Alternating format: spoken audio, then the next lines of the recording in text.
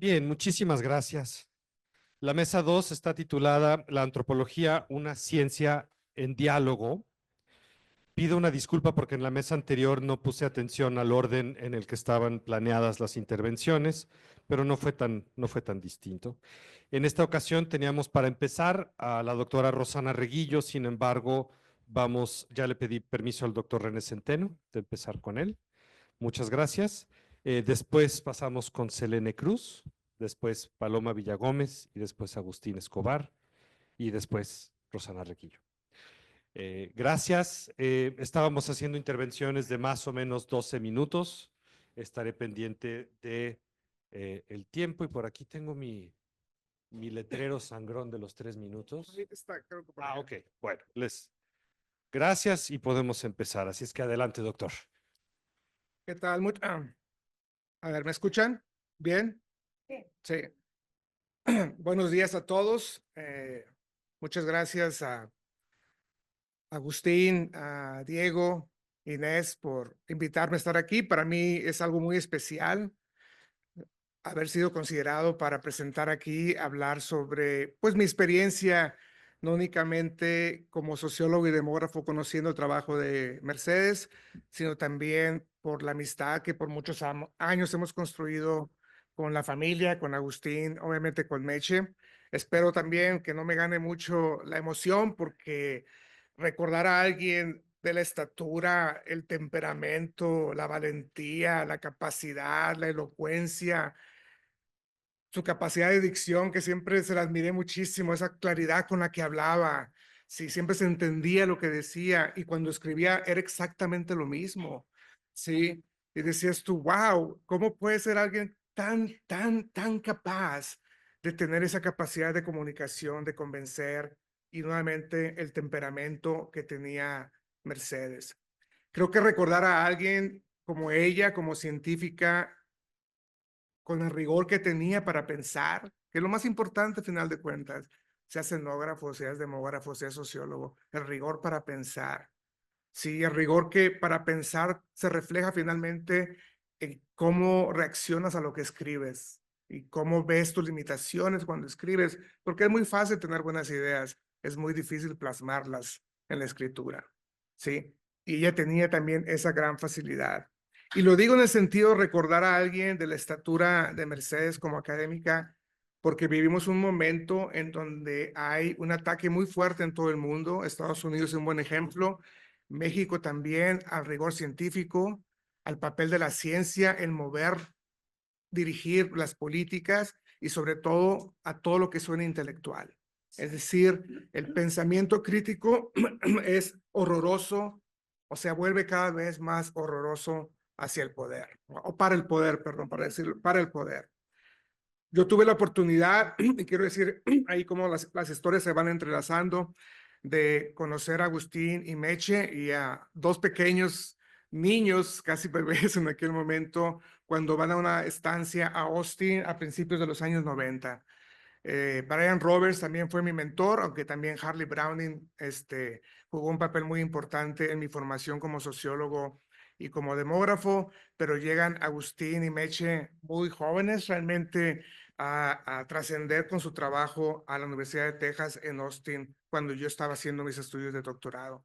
Y fue la primera vez que yo tuve un acercamiento con la antropología social, fue la primera vez que yo escuché de Ciesas, yo no sabía lo que era Ciesas y obviamente también con los años pues me volví un profundo fanático del trabajo de Ciesas y de la capacidad que tiene para producir calidad académica, trabajo etnográfico, formar a tantos antropólogos y científicos en México. Y eso también se lo agradezco mucho a Meche y Agustín. En el momento en que conozco a Meche y Agustín, y esto también tiene mucho que ver con la propia formación que tenemos muchos científicos de mi generación, es que hicimos nuestra transición al inicio de nuestras carreras académicas en un momento de gran crisis estructural económica en México, de gran transformación económica y social en el país. Es decir, se habían acabado todas las ideas de que la modernidad iba a transformar a México, que si bien había marginación y que había que contemplar cómo subsanar un poquito el problema de aquellos que no estaban realmente integrados al desarrollo. La realidad se volvió aún más impactante con la crisis económica y el ajuste estructural que vivimos en los años 80 y en los años 90. Eso era el gran tema, eso era todo lo que estábamos pensando en aquel momento, sociólogos, demógrafos, antropólogos, qué impacto estaba teniendo esta crisis y este ajuste estructural. Y creo que en este momento es precisamente donde el trabajo tanto de Mercedes como de Agustín, y Mercedes obviamente por su libro de los recursos de la pobreza, tiene un impacto importante y muy fuerte en la sociología y la demografía, o la demografía social en el país. En aquel momento, obviamente, ustedes deben saber muy bien, había ya ocurrido el estudio de Monterrey de los años 60 de Balán y Yelín, los estudios de la Ciudad de México de Humberto Muñoz y Orlandina de Oliveira. Entonces, el acercamiento a la unidad doméstica empezaba a arraigarse mucho más fuerte en la sociología y la demografía en México. Orlandina y Brígida acababan de escribir un libro muy trascendente precisamente sobre los ajustes estructurales en la Ciudad de México y cómo la unidad doméstica había realmente reaccionado, más bien en la parte estructural de la división del trabajo ante esta crisis. Y luego viene, obviamente, el trabajo pionero de Mercedes, donde realmente profundiza entender qué estaba pasando en las unidades domésticas, no cuál era el resultado de esa transformación económica, sino la realidad de las decisiones y las estrategias de sobrevivencia de los hogares. Y eso tiene un gran impacto, y lo digo en el sentido de que yo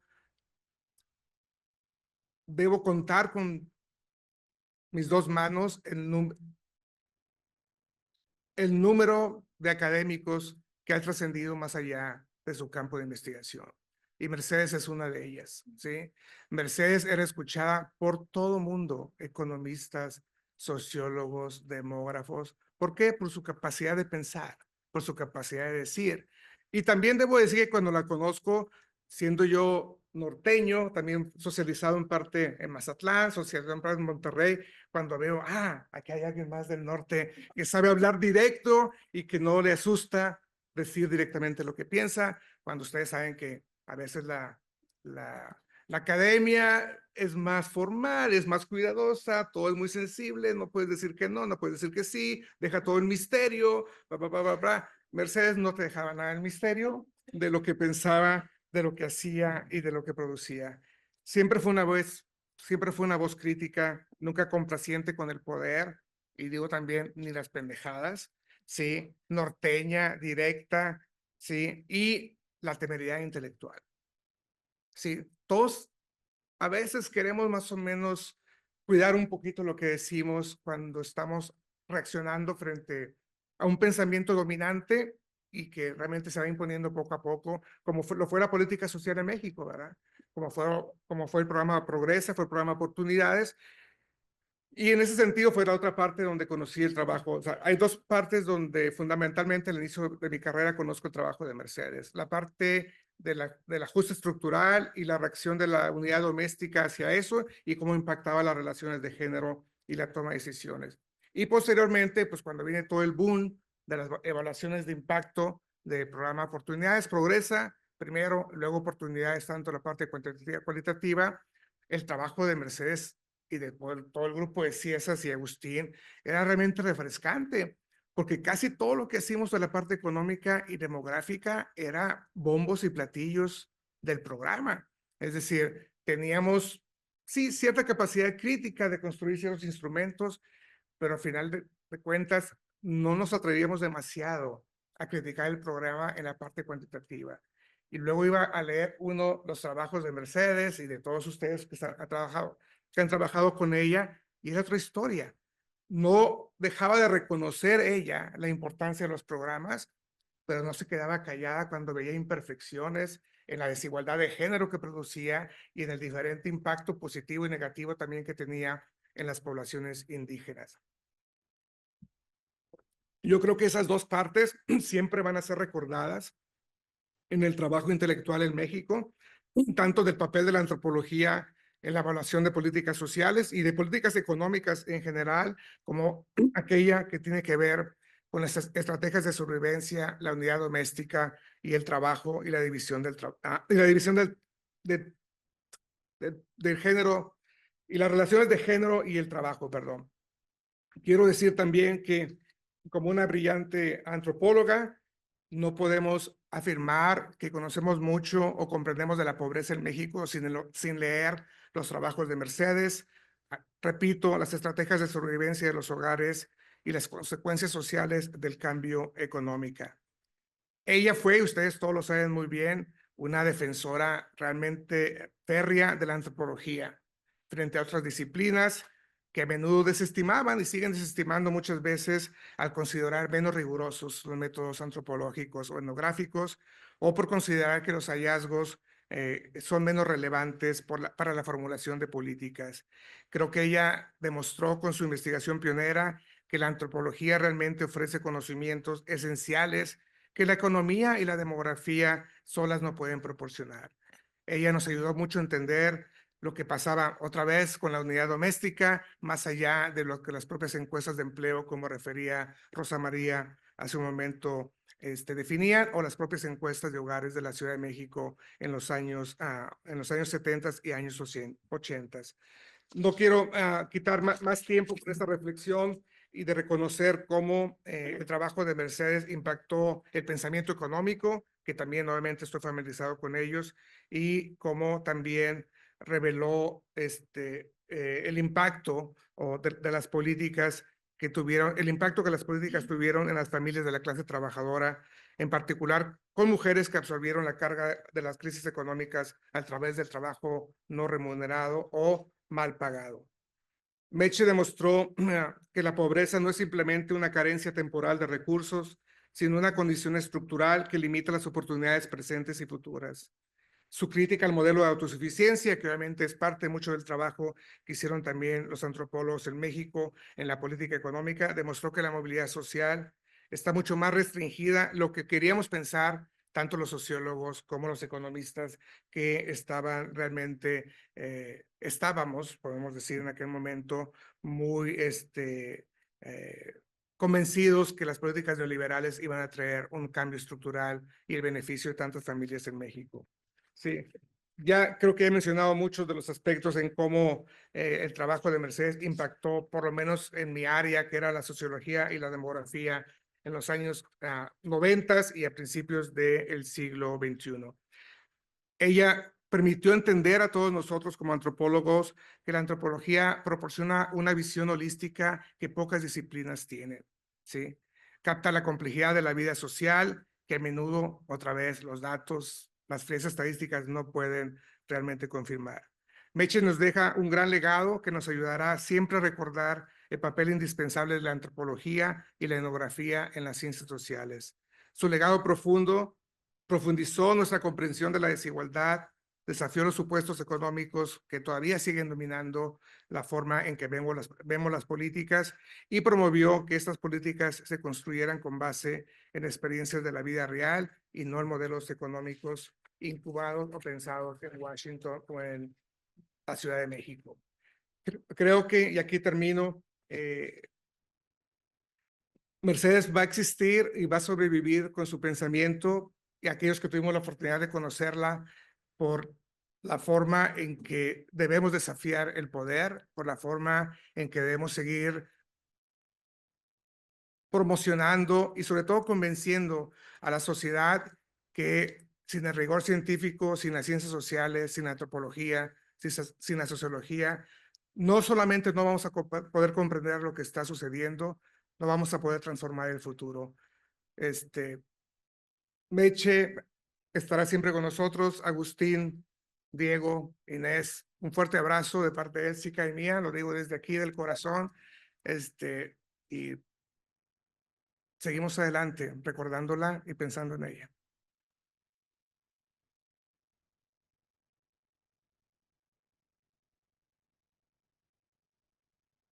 Muchísimas gracias, René. Seguimos con Selene, perdón, con Selene Cruz, por favor. Muchas gracias.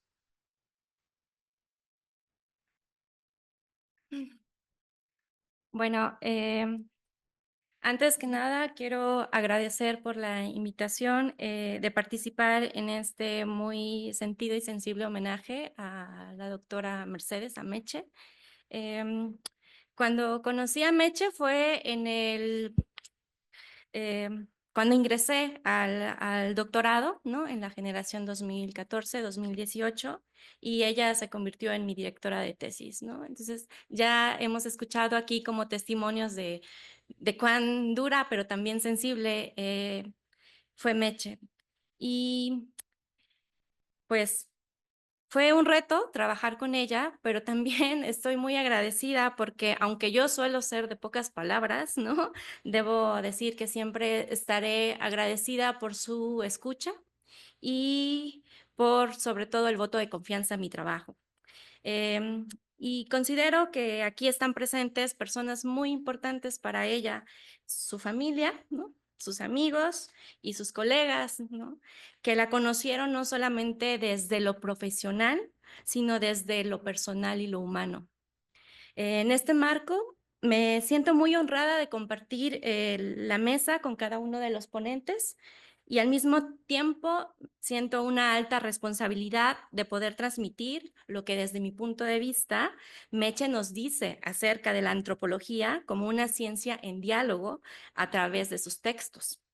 Desde ya, bueno, desde mi experiencia como su alumna y como antropóloga, asumo la responsabilidad de las limitaciones y las imprecisiones que pueda yo tener ahora mismo en el pequeño texto que he preparado y al que lo titulé Una antropología a tres tiempos. Un pequeño guiño también a esta cuestión del gusto por la comida, como ya lo hemos escuchado.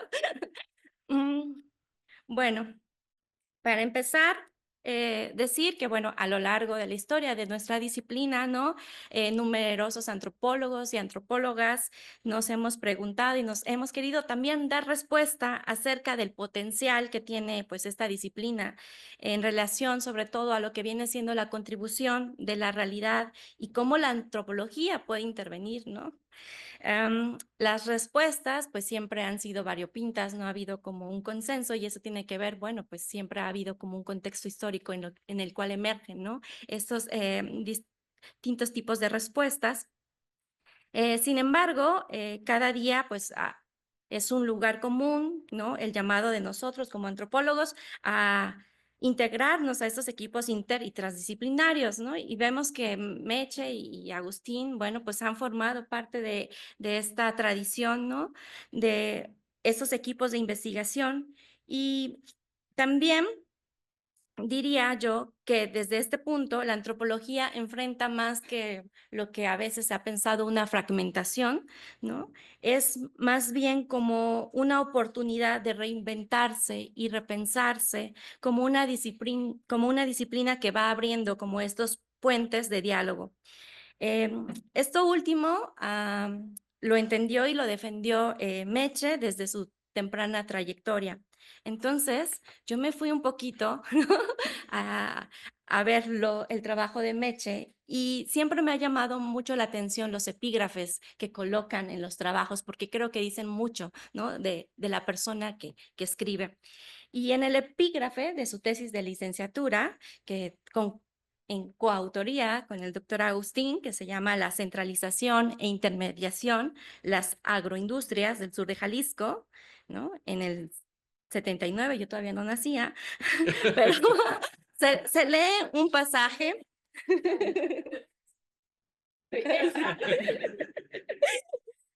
Se lee un pasaje de Don Quijote de Miguel de Cervantes. Y cito, ¿no?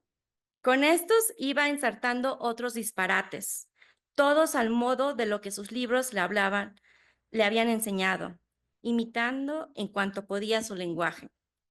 Esta cita, ¿no? Que en la tesis es un poquito más extensa, eh, puede ser útil para pensar la antropología con esa capacidad crítica de no caer solo en los libros, ¿no? No solamente la teoría, sino adentrarnos a esa experiencia vivida, ¿no? Conjugando ambas para producir el conocimiento.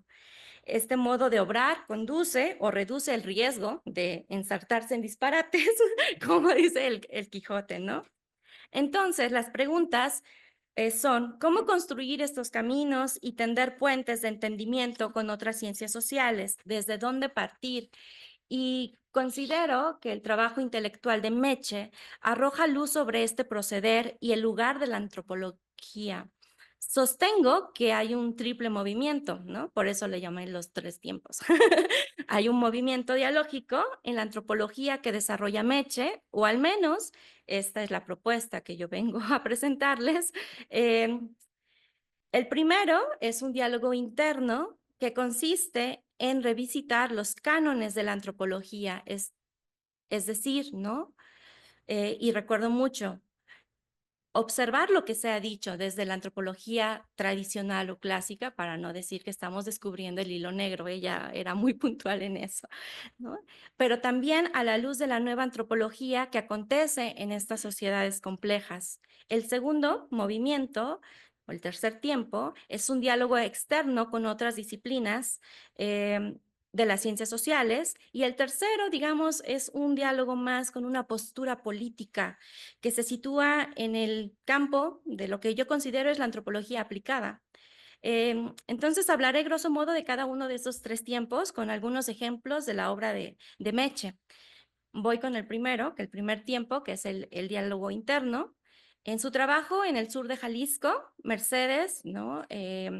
Y Agustín, bajo la batuta del doctor Guillermo de la Peña, estudian el ingenio azucarero y la historia de una ranchería cañera y forestal. Perdón si me equivoco, no traje mis lentes. Eh, para esto, bueno, ella regresa, ¿no? A los estudios clásicos de la antropología tradicional, ¿no? Y cito, ¿no? Para refinar las ideas que poseíamos sobre la relación empresa-comunidad.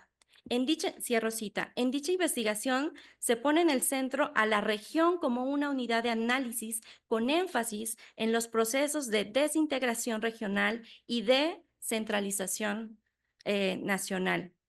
Lo que interesa es mostrar cómo se articulan diversas unidades, ¿no? Representadas por estas empresas de agroindustria con otras unidades productivas o de reproducción que vienen siendo las comunidades o los grupos sociales que ellos van mostrando, ¿no? A partir de diversos escenarios. Esto abrió un diálogo crítico, ¿no? Con otras categorías, ¿no? Es decir, empiezan a problematizar, a pensar, como decía ahorita René Centeno, ¿no? Esa capacidad tan crítica y tan lúcida de repensar categorías tan importantes dentro de la disciplina como son la comunidad, ¿no?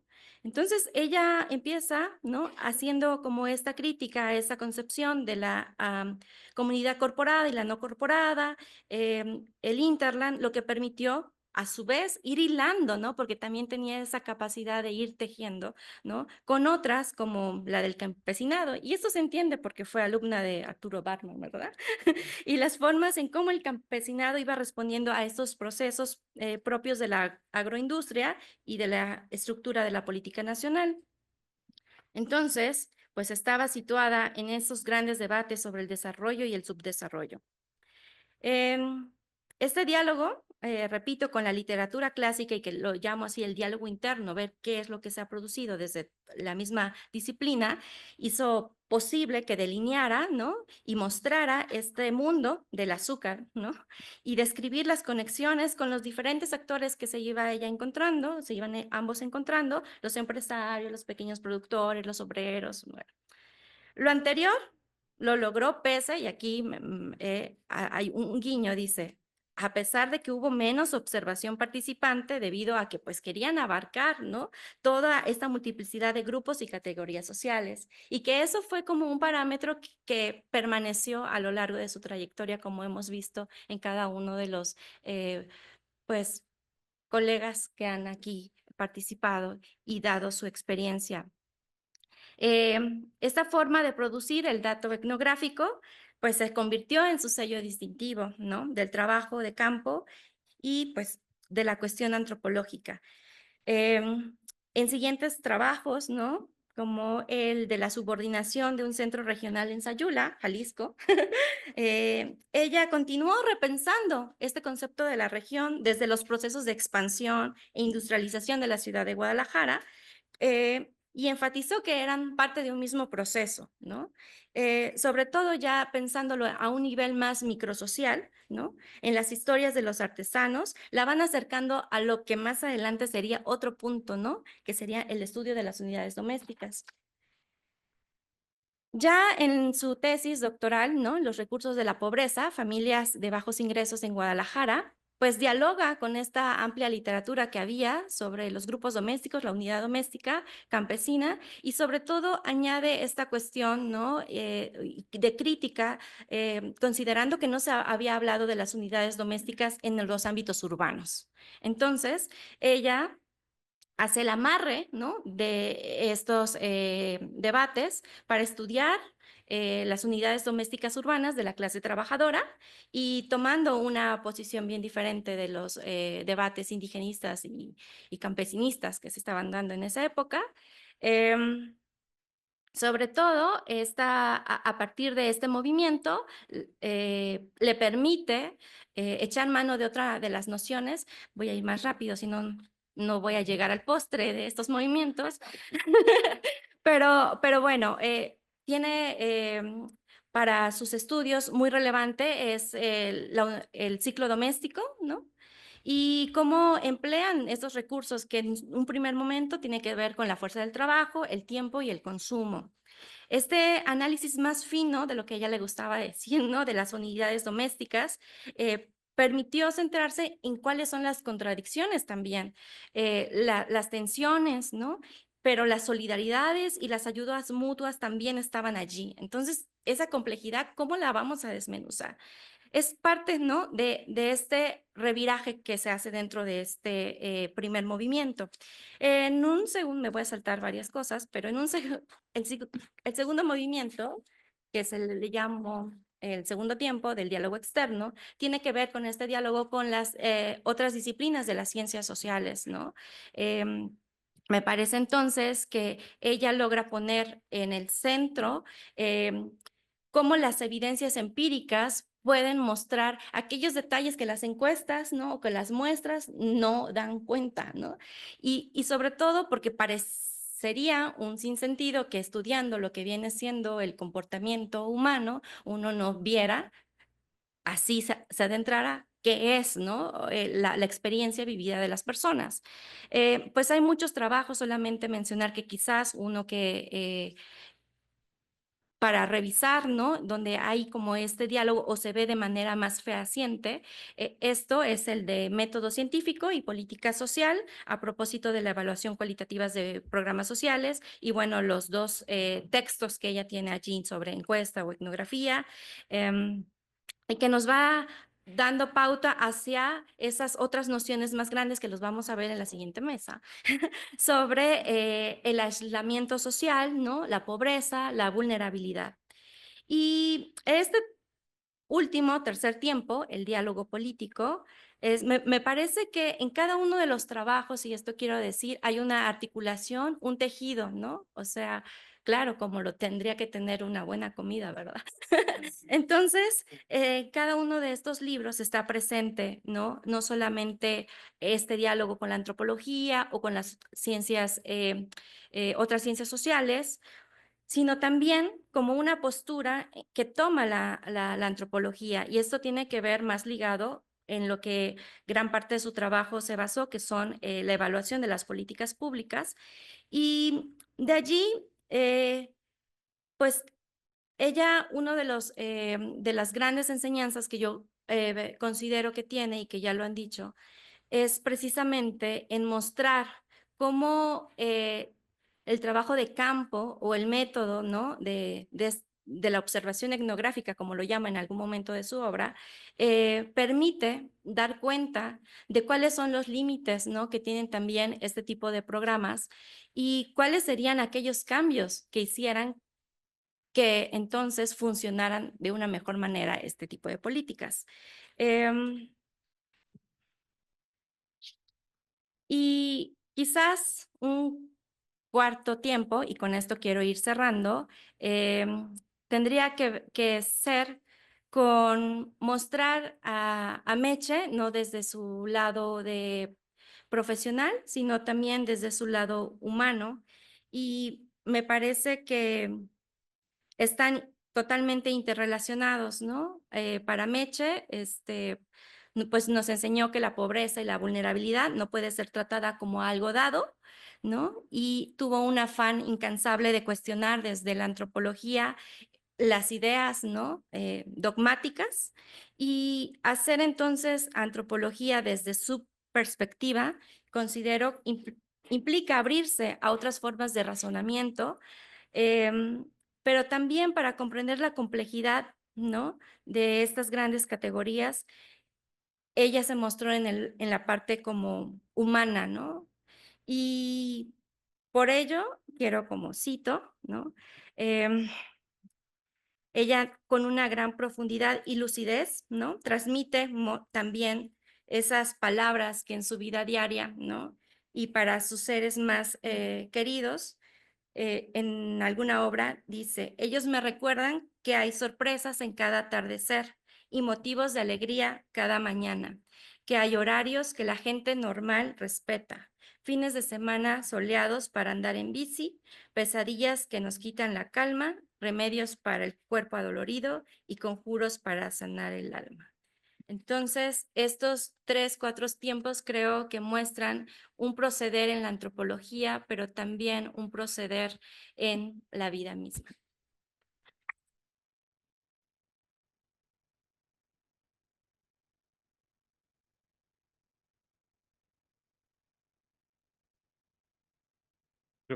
Muchísimas gracias. ¿Quién Selene sigue, Cruz, Diego? seguimos con Paloma Villagómez. Gracias. Bueno, muchas gracias a las y los organizadores de este evento por la ocasión de participar en este homenaje a Mercedes. Me siento muy privilegiada de compartir además esta mesa y bueno, el resto se antoja como un evento muy, muy redondo. Yo también soy parte de aquel equipo de la evaluación cualitativa, entonces ya empezaba yo a sentir así como, yo también voy a decir eso, yo también voy a hablar del otro. Pero bueno, así funciona la triangulación y la saturación en las ciencias sociales, así que estoy muy, muy agradecida de formar parte de este trabajo colectivo de una construcción, de una narrativa que se va estabilizando sobre Mercedes, ¿no? Bueno, también yo, como Paloma, había recién salido de la licenciatura en sociología cuando comencé a trabajar en ese proyecto y para mí fue en muchos aspectos la licenciatura que debía haber cursado, ¿no? Y lo digo con todo conocimiento de causa ahora que soy maestra de la misma licenciatura de la que salí y me doy cuenta de que hay cosas que no se van a aprender ahí y que es importante que canalicemos a las y los estudiantes hacia estas oportunidades que desafortunadamente son escasas, ¿no? Agustín y Mercedes procuraron justamente un espacio de producción, de conocimiento y de formación en investigación en ciencias sociales que me parece poco frecuente en la práctica académica y por el que yo personalmente estoy profundamente agradecida. Justamente entre los aprendizajes que más disfruté apropiarme está la etnografía, de la que también sabía poco, porque en realidad en sociología no nos forman mucho ni nos hablan mucho siquiera de la etnografía, pero ahora a partir de entonces se volvió una perspectiva que he seguido desarrollando en mi propia investigación y no solo como una metodología, sino también como una postura epistemológica para el estudio de la pobreza y la relación de sus sujetos con el Estado, priorizando justamente la experiencia de los actores y apostando a la complejidad como método. En aquel periodo, bueno, como ya también se ha mencionado, nos ofrecieron una formación metodológica continua y robusta, nos hicieron partícipes de la construcción de los diseños de investigación que estaban cuidadosamente confeccionados para garantizar tanto las premisas básicas de la etnografía como su fuerza interpretativa, su vocación holística, como lo decía René, y su vocación por la profundidad, como para atender a las exigencias de la evaluación de impacto en este caso y en particular, bueno, pues su relación con la causalidad. El trabajo con Mercedes y con Agustín nos llevó por buena parte del país y para cada caso, para cada escenario, diseñamos muestras intencionadas, comprometidas con una representatividad teórica bien documentada, construimos escenarios contrafactuales, aprendimos a hacer escenarios contrafactuales, equilibramos la flexibilidad y la sensibilidad necesarias en la etnografía para dar espacio a lo emergente, con una confección cuidadosa de comparabilidad que permitiera concluir algo en términos de semejanza y contraste, a pesar de la diversidad de los contextos de estudio. Aunque eran proyectos dependientes de recursos y ritmos institucionales, Mercedes y Agustín pelearon una batalla importante para dar tiempo al trabajo de campo y permitir la construcción de un rapport básico que, junto con estrategias de triangulación y saturación, dieran a nuestros estudios profundidad, confiabilidad y validez. Yo aquí confieso que aquella oportunidad representó para mí la primera ocasión en la que, a pesar de ya haber concluido la carrera en sociología, me enfrenté justamente a estos debates de rigor metodológico. Conceptos como validez, confiabilidad, causalidad, contrafactualidad, generalización, de la mano también de otros colegas del proyecto como Rosa María Rubalcaba y Fernando Cortés aquí presentes, con René, que también tuvimos alguna reunión sobre migración y capital social, redes en aquel momento, que resultó muy interesante. Y como les decía hoy, como docente y tutora, reconozco que esas premisas de rigor metodológico aplicadas a la investigación cualitativa me siguen pareciendo una zona gris en la formación en ciencias sociales y me parece que de pronto predispone a los estudiantes más a rechazarlas antes que a entenderlas. En esa participación a mí me gustaría destacar brevemente algunos de los rasgos que vuelven a la etnografía relevante para la evaluación cualitativa, en el entendido de que esta no demanda forzosamente un abordaje etnográfico, pero se beneficia enormemente de él. Es además el enfoque metodológico que permitió a Mercedes concretar la visión que tenía de la naturaleza relacional y procesual de la vulnerabilidad y la acumulación de desventajas sociales, y también del intercambio, la reciprocidad y la reproducción social. Temas que seguramente serán tocados en la mesa siguiente con mayor profundidad.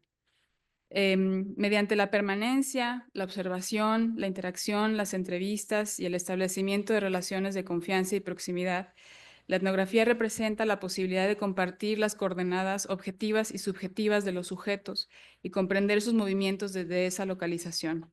Su vocación naturalista e integral dan prioridad a las acciones enmarcadas en sus circunstancias cotidianas, bajo la premisa de que los hechos sociales no pueden comprenderse de manera aislada, sino en relación con la totalidad. Una lección obvia, aunque de pronto escurridiza de esto, es que, como lo mostró la evaluación etnográfica, el efecto de los programas no puede entenderse por sí mismo, sino en relación con las trayectorias vitales de las personas y los hogares, las estructuras de oportunidades de sus comunidades y las relaciones históricas de las ciudadanías con las instituciones del Estado. Por otra parte, la etnografía otorga un lugar preponderante a la subjetividad, a las interpretaciones de los sujetos desde la posición que entienden que ocupan en el mundo y los vínculos que desde ahí establecen con los otros, incluidas las instituciones. A diferencia de otros enfoques metodológicos frecuentes en las evaluaciones, en la etnografía la subjetividad de los actores no representa un obstáculo para la producción de evidencias científicas sobre las políticas, sino que forma parte sustantiva de su funcionamiento. Acceder a la interpretación de las personas sobre sus contextos y las relaciones de poder prevalecientes permite conocer el significado que dan a sus prácticas, comprender sus motivaciones y explicar sus racionalidades, más allá de supuestos eficientistas que imaginan a los sujetos de la política social como maximizadores de oportunidades. Más aún, la etnografía permite observar los significados en acción. La mirada procesual de esta metodología permite registrar la movilización de recursos, entre ellos los programas sociales, en el entramado de estructuras y relaciones que configuran las circunstancias de vida de las personas. En la evaluación etnográfica era posible notar incluso cómo diferentes actores, para los que el programa y sus componentes tenían diferentes significados, porque para unos era un trabajo, para otros era una carga, para otros era una ayuda o una obligación del gobierno, cómo diferentes actores negocian sus interpretaciones y proponen nuevos sentidos, algunos con consecuencias no esperadas y en ocasiones tampoco deseadas por la operación de las políticas. Por lo anterior, un aporte invaluable de la etnografía es atestiguar la construcción colectiva, que no común ni consensuada, sino plural y permanentemente negociada, del sentido que adquiere una intervención pública en la vida de las personas y sus entornos. No se trata únicamente de la verificación de una teoría de cambio o del rastreo de procesos programáticos. sino del registro sistemático de las múltiples formas en las que una intervención gubernamental se integra a las relaciones económicas, políticas e incluso socioafectivas de los contextos en los que opera, donde compite con otros itinerarios posibles por los recursos, el tiempo, la energía y la atención de la población. Lo anterior resultó fundamental en nuestro trabajo para comprender por qué las personas tenían o no motivaciones para actuar conforme a los supuestos del programa, o bien por qué se comportaban de maneras que desde otras lógicas podrían no parecer racionales. Entrecomillado, por supuesto. En cuanto a su relación con la causalidad, que es la piedra angular de la evaluación, en particular de la de impacto, mediante la producción de descripciones densas de las prácticas, los procesos y las relaciones que se crean en torno a los programas sociales, aquella evaluación etnográfica de oportunidades permitió saber si los cambios buscados por el programa se producían, si existían condiciones para pensar que podían ser atribuibles a su acción, identificar qué otros factores facilitaban o impedían que operaran los cambios esperados, cómo ocurrían dichas alteraciones e incluso qué consecuencias colaterales emergían alrededor con la capacidad de potenciar o limitar el alcance de las intervenciones. La solidez y la profundidad de la información obtenida mediante la etnografía se sostiene en la construcción de vínculos de confianza, en el contraste de todos los puntos de vista accesibles, la repetición como método para la estabilización de las narrativas y el uso de marcos teóricos y conceptuales que permiten formular hipótesis robustas.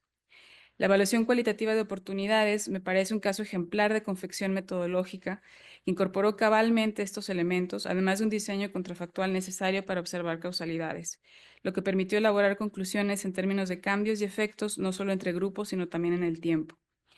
Sin embargo, fieles a la tradición socioantropológica que privilegia el significado sobre la verdad, los análisis de la evaluación etnográfica son claros en reconocer la existencia de limitaciones para observar la causalidad pura, asumen la parcialidad del conocimiento y son transparentes en el alcance de sus conclusiones.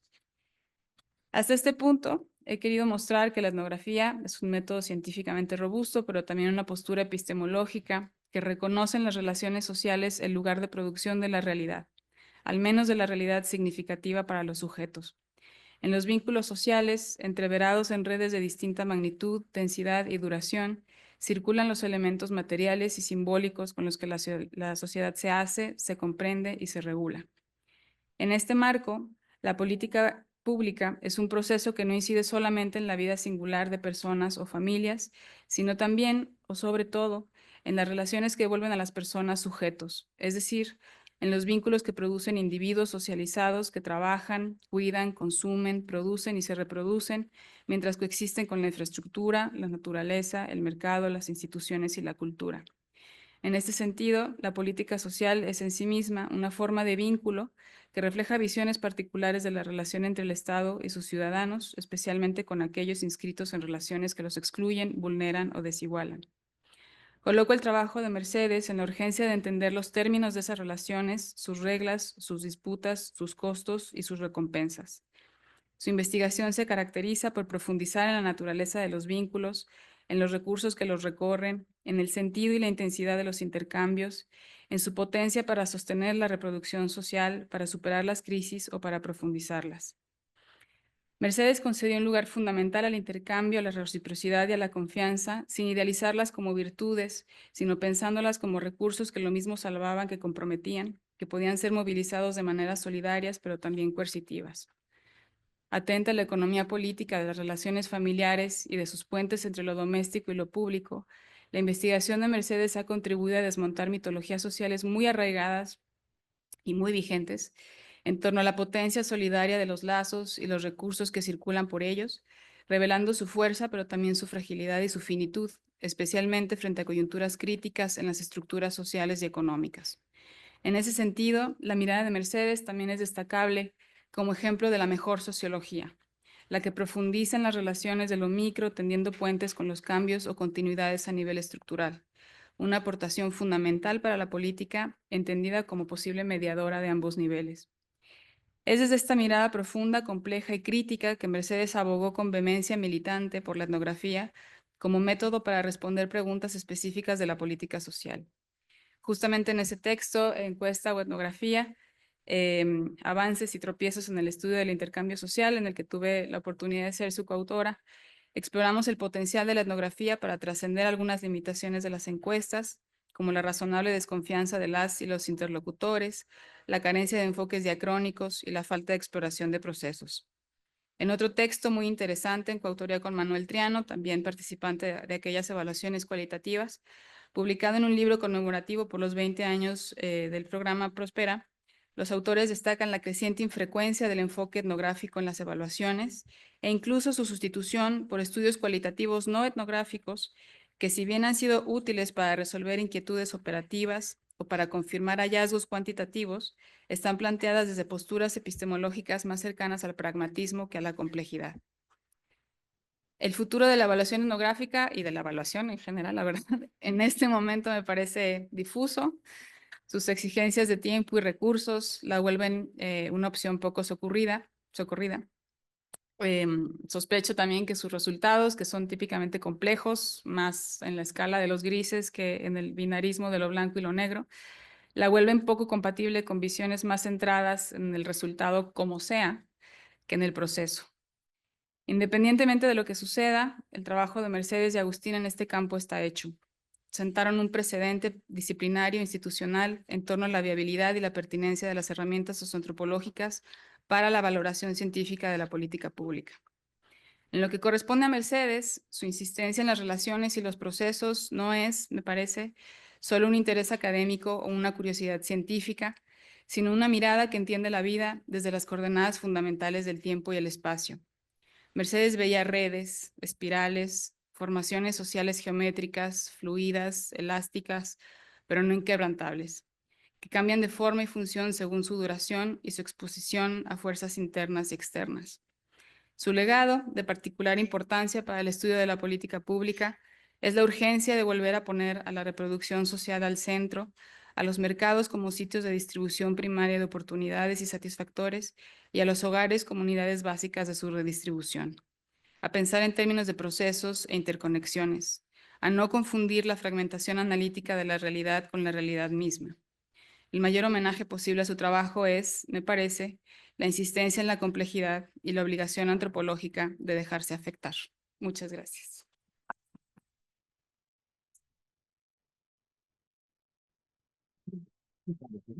Dejarse afectar. Ay, perdón. Creo que sí.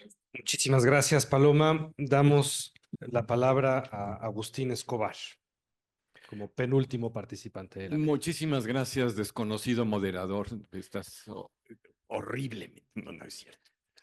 Bueno, muchísimas gracias a todos. Esta es la mesa sobre los diálogos y pues ya hemos hablado de diálogos interdisciplinarios y también un poco de diálogos de tu tercer tiempo, el diálogo con la política, con la política pública. Yo quiero seguir en este último, pero primero quiero recordarles cómo terminaba ese epígrafe, porque hablando del Quijote cabalgando al mediodía en algún desierto de La Mancha, decía, y entraba el sol tan apriesa y con tanto ardor que fuera bastante a quemarle los sesos si algunos tuviera, el Quijote. Es decir, este es un recordatorio cariñoso de que no todo el trabajo de campo es bonito y se hace así entre verdor y con personas que están dispuestas a hablar y a contarte sinceramente su vida de entrada porque les caíste bien. No, muchas veces se siente como lo contrario, como una cabalgata solitaria por un desierto. Pero bueno, es parte del quehacer. Entonces era también un poco burla, autoburla de lo que habíamos hecho para llegar a la tesis. Hay frustración además de logros, ¿no?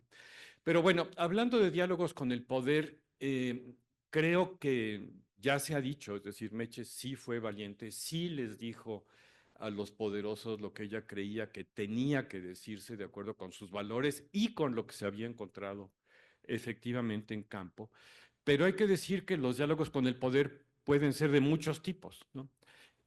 Cuando los hay, claro, ahorita no los hay prácticamente. Sigo insistiendo y creo que se puede lograr algo, pero es cada vez más difícil. A veces los diálogos con el poder pueden ser como Dorothy frente al mago de Oz, es decir, que llega al castillo del mago y de repente una voz tronadora, que es la voz del mago de Oz, que es como Zeus o Júpiter, con un sistema de sonido de 10,000 watts, le grita lo que tiene que hacer y obviamente no está dispuesto a escuchar. Lo que tiene que decir, lo que tiene que responder, lo que tiene que hacer, ¿no? Hay un diálogo con el poder que es así, aunque fingen que oyen, pero es así. Ya hay otros diálogos con el poder en que pues ese mago sale de su cabina de sonido y se presenta como un hombrecito igual que tú o más chiquito y que tiene ganas de platicar y realmente quiere saber. Y obviamente la mayor parte del diálogo con el poder que funciona es el segundo. El primero pues, no lleva a ningún lado, ¿no? Entonces, lo primero que quiero decir es, hemos tenido la suerte de encontrar muchas veces a personas, y yo no diría con poder, sí con poder, pero además con ganas de aprender y con ganas de que la política pública sea la mejor para México y para los mexicanos. Y eso ha hecho posible, o hizo posible, que avanzáramos en un camino de ayudar a construir ese México y esa sociedad que realmente pensamos que podía no superar la pobreza en 10 años, 15 años, pero sí cambiar radicalmente la vida de cientos de miles y de millones para mejor, ¿no? Ese fue pues nuestro deseo, pero sin el compromiso del otro lado de la mesa, ese deseo no sirve de nada. Ahora, no es fácil ni para el académico ni para el del otro lado. Es decir, entender y construir un diálogo tiene que superar tus esquemas y los esquemas del otro, y eso a veces sucede y a veces no. Creo que Concha dio un ejemplo de que sí sucede.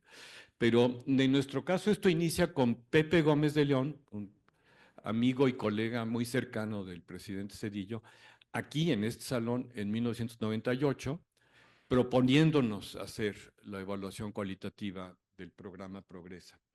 Y nuestra primera respuesta fue no, es decir, habíamos los dos, Meche y yo, tenido experiencias malas en este diálogo con el poder y dijimos que no, pero él insistió y dijo, ¿cuántas otras veces tendrán ustedes, antropólogos, la posibilidad de cambiar la vida de cientos de miles o de millones de mexicanos para bien?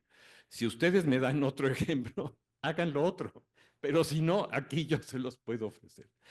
Entonces, bueno, le entramos y lo demás fue historia. Hicimos la evaluación, bueno, yo durante 7 años y Meche durante 9 años, y realmente me encontré un texto de Meche muy ilustrador que habla del impacto o del impacto de sus estudios sobre política pública y particularmente de las evaluaciones de impacto, que para mí fue la base de la exposición de este momento. En primer lugar, lo que Meche dice es, las evaluaciones cualitativas son, cuando se hacen con rigor, con unas muestras muy cuidadosamente seleccionadas, con etnografía de calidad, con las personas que están aquí, que han estado en esta mesa, son la forma más eficiente, barata y certera de hacer cambios a las políticas públicas. Es decir, mientras que las evaluaciones cuantitativas de 20,000 casos en un año y en otro año para medir cambios, etcétera, solo pueden decir si hubo cambio o no hubo cambio. Las evaluaciones cualitativas que entrevistan a todo mundo, desde los funcionarios del programa hasta los delegados municipales, hasta las personas mismas, pueden decir por qué las cosas funcionan y no funcionan y qué puede hacerse para que las cosas cambien. Y esto en repetidas ocasiones lo dijo Concha, pero también lo dijeron otros funcionarios. La evaluación cualitativa, en primer lugar lo dijo Concha, debo decir. No sé si siga, pero bueno. La evaluación cualitativa fue la manera más clara de hacer cambios al programa, donde además el consenso de los funcionarios sobre esa necesidad se podía construir más fácilmente, porque la evaluación los había escuchado, tomaba su punto de vista en consideración y ya estaba incorporado en los resultados. Entonces, realmente este tipo de evaluaciones fueron las más productivas. El presupuesto de estas evaluaciones era como del 5%, pero los cambios que hacía el programa a partir de las evaluaciones eran más del 50% de la evaluación quali y menos del 50% de la otra. Sin embargo, muchísimo no se puede. Es decir, los programas tienen, en primer lugar, restricciones presupuestales, lo cual es absolutamente obvio. En segundo lugar, restricciones sindicales. No puedes pedir que las personas hagan más que lo que pueden hacer. Y hay que decir, el programa Oportunidades y otros se basaron en emplear a personas de manera muy precaria, que trabajaban 12 horas, que se volvieron diabéticos por tomar coca todo el día, y hasta la fecha. Es decir, los servidores de la nación son personas empleadas de manera muy precaria, y que siguen haciendo un trabajo que es, digo, yo no estoy de acuerdo con el actual, pero en aquel caso era un trabajo que realmente exigía muchísimo sacrificio. Y desde luego también hay problemas políticos, ¿no? Entonces, hay mucha frustración, no solo en el trabajo de campo, sino también en este diálogo, no solo porque haya mala voluntad o no, o ausencia de oído del otro lado, sino porque las dificultades son múltiples y la administración pública se enfrenta a ellas. Voy a hablar en primer lugar de la incorporación semiurbana, el proceso de cómo los hogares llegaban a ser parte del programa Oportunidades, no, todavía se llamaba Progresa en 2001. En, en ese momento. Y es que para llegar a las pequeñas ciudades se ideó un sistema que involucraba a los ayuntamientos y que tuvo como efecto no incorporar a los hogares más pobres de cada ciudad pequeña, pero además cederle al ayuntamiento un poder que muchas veces no le permitió al ayuntamiento responder porque no tenía el conocimiento técnico necesario, pero también le permitió al ayuntamiento apropiarse políticamente del programa para llevar el programa a las personas que ellos querían, ¿no? Entonces, la incorporación semiurbana hicimos una crítica muy dura, en su mayor parte privada. Sí, sí hay documentos, pero hay sobre todo un diálogo con el programa que dice esto no puede seguir así. Y efectivamente se cambió radicalmente el sistema de incorporación. Esa fue una intervención exitosa. Yo no diría de la evaluación, sino simplemente de ya estamos a 3, ok. Olvídalo. En segundo lugar, la persona que entró a dirigir el programa en 2002, Rogelio Gómez Hermosillo, venía de Alianza Cívica y él tenía mucho temor de que los intermediarios del programa adquirieran poder político que les permitiera ser caciques, ¿no? Pocas palabras.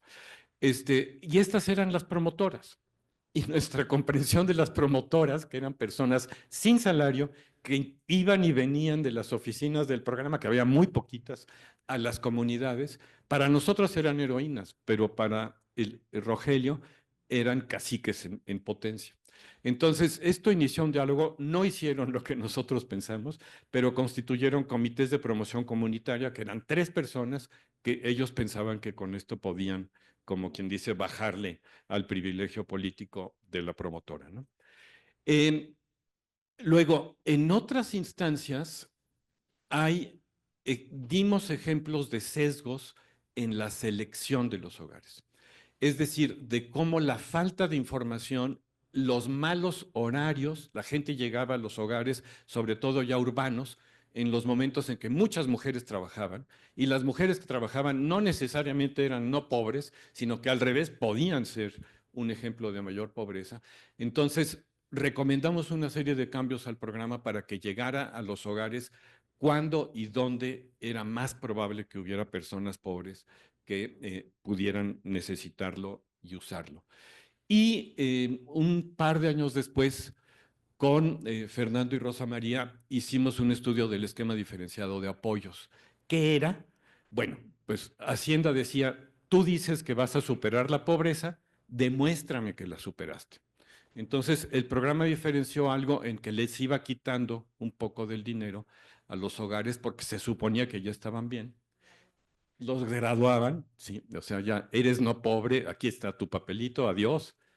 Y obviamente lo que pasaba era que una parte de estos hogares volvían a caer en una situación de pobreza y muy probablemente sacaban a los hijos del colegio para tener más ingresos para suplir lo que el programa les había dado. Entonces, con Fernando hicimos un estudio de los ingresos de esos hogares y de cómo habían cambiado a lo largo de 3 años y concluimos que había que ser mucho más fino, que había una vulnerabilidad estructural de esos hogares que no se superaba ni con 6 años en el programa ni con 9 y que había que tomar eso en cuenta para el diseño ulterior. Y sí, el programa incorporó la noción de vulnerabilidad y por lo tanto el diálogo con Hacienda se hizo más difícil. Y por último está el tema de lo indígena que mencionaba Concha. Efectivamente, el programa fue concebido, y aquí yo pienso que esto fue de Levy, pero posiblemente también, yo creo que más de Levy, con un pensamiento más economista, como insensible a las brechas étnicas.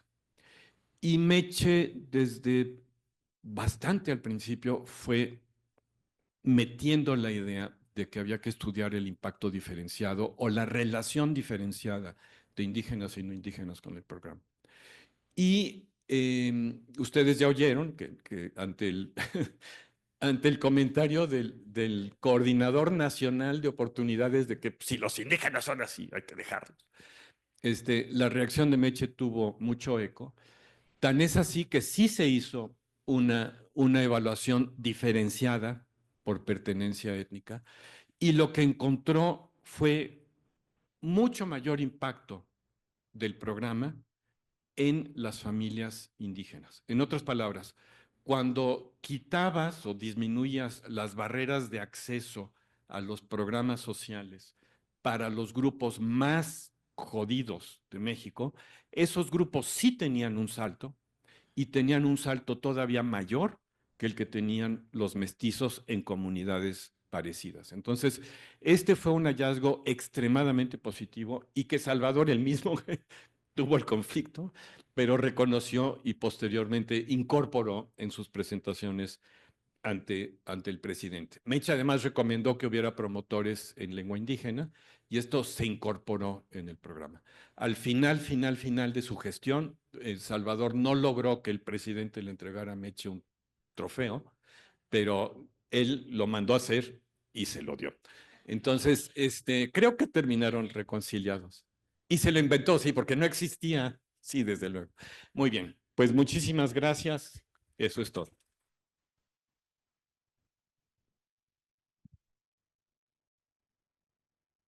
Muchas gracias, Chapso. Terminamos la mesa 2 con Rosana. Hola, muy buenos días todavía, faltan 2 minutos.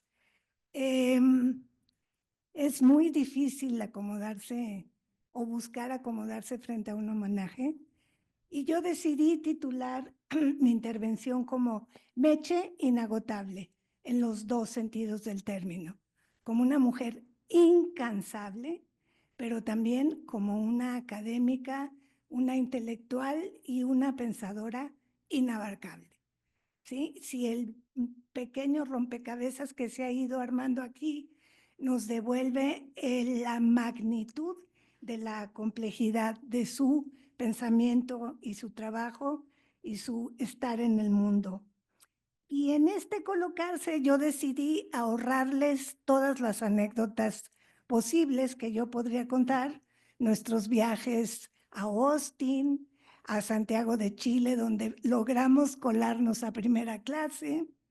Les voy a ahorrar los viajes a México, donde me ayudó a enfrentar a los de INEGI en la primera encuesta nacional, la segunda encuesta nacional de juventud, y de hijos que venían entre casas, pero sobre todo voy a ahorrarles nuestro inmenso gozo y profunda alegría de ser abuelas y compartir pequeños logros de esas pequeñas criaturas. Entonces, honrada y agradecida por la oportunidad de participar en este más que merecido homenaje a Mercedes González de la Rocha, nuestra Meche, y especialmente en esta mesa que lleva por título La antropología, una ciencia en diálogo. Porque si algo caracteriza el trabajo de Meche, como la llamaré de aquí en adelante, para evitar el doctora, el González de la Rocha, la autora, la investigadora. simplemente Meche. Es justamente esa capacidad de poner en diálogo a diversos campos de saberes, ya lo dijo René, la sociología, la economía política, la demografía, en una concepción muy respetuosa de la antropología, pero en una concepción profundamente indisciplinada. Y que me perdonen aquí los colegas, ¿no?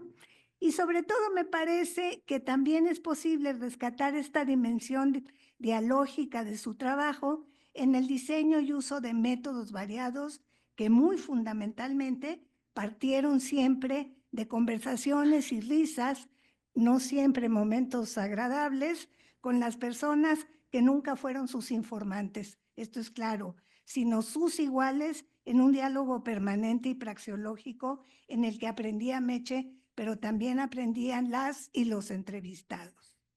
Un antes y un después de su libro seminal, Los recursos de la pobreza, de 1986, y la versión en inglés de 1994, que ya te venía con esteroides, o sea, era una versión mucho más acabada.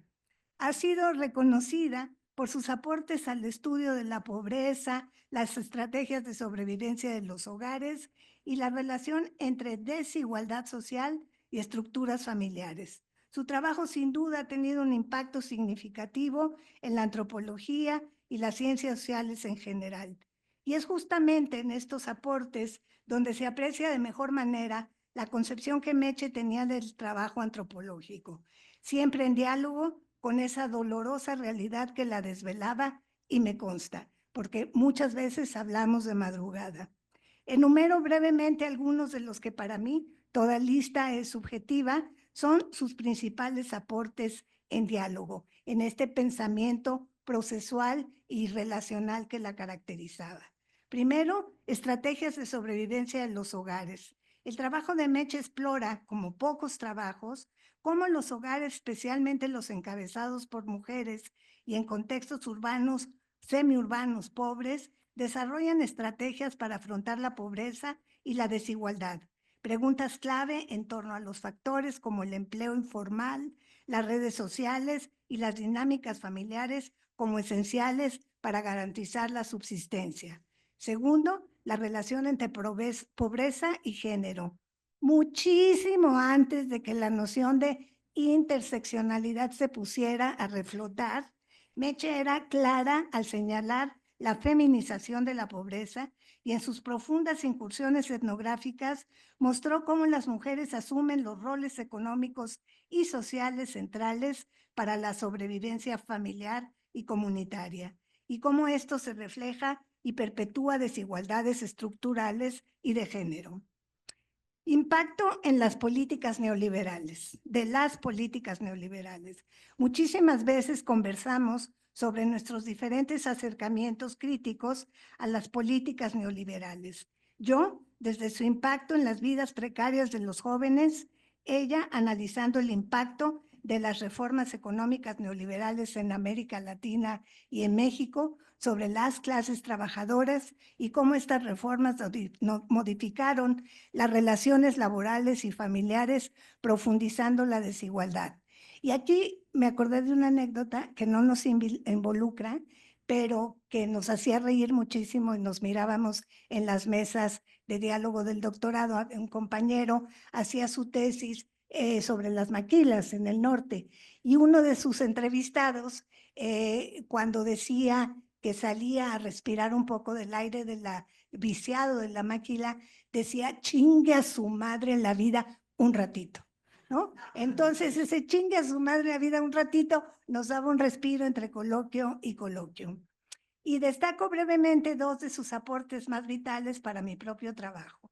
El enfoque antropológico sobre la vulnerabilidad social a partir de los procesos de exclusión estructural como la precariedad laboral y la falta de acceso a servicios básicos. Y el concepto para mí clave y maestro de todo su trabajo, hoy se dice fácil, pero fue el de desventajas acumuladas, que le escuché en un LASA, no recuerdo si en Montreal o en Austin, pero fue un concepto que me sedujo inmediatamente porque ese era otro talento de Meche, su capacidad de seducción intelectual y humana.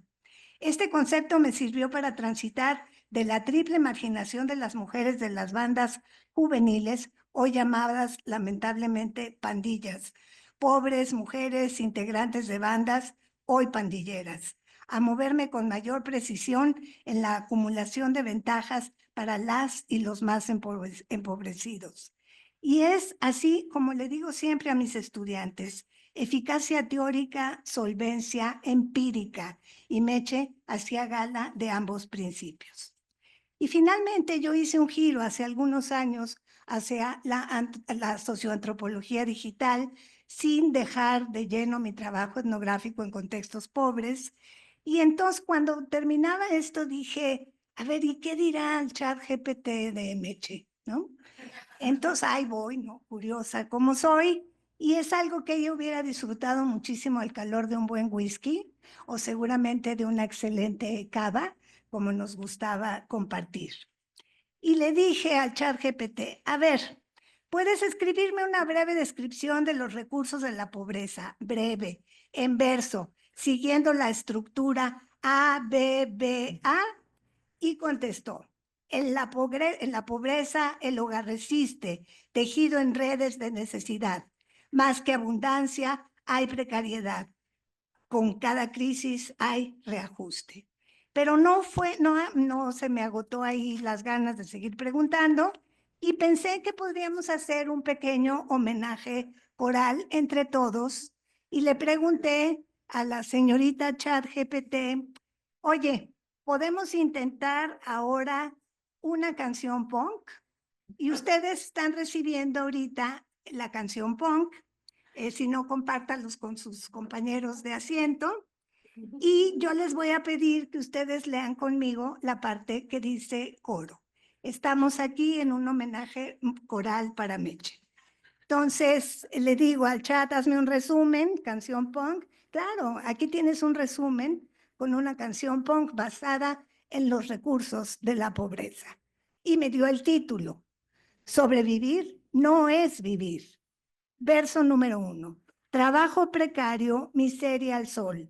La crisis nos quema, nos roba el control. Familias enteras en un mismo rincón. El hambre no espera, no hay solución. Coro.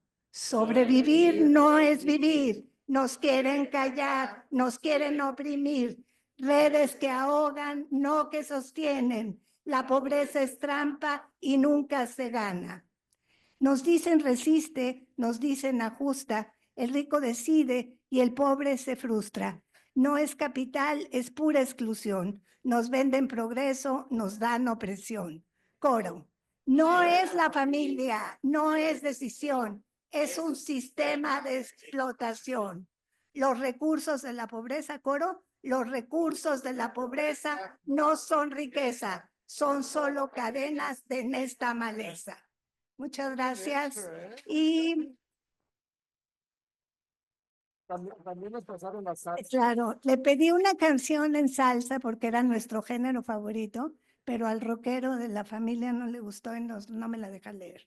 Entonces, ahí la tienen en su papel y estoy segura de que después de esa canción, es que le digo que no tiene el tumbao que tenía su madre, pero ahí la tienen ustedes. Hice más cosas, le pregunté cómo presentarla a estudiantes de maestría por si les sirve, y también le pregunté cómo introducir el trabajo de Meche para estudiantes de doctorado y también me dio pistas. Y seguramente después de esa canción de salsa estaríamos Meche y yo bailando, pero muy probablemente llorando. Muchas gracias.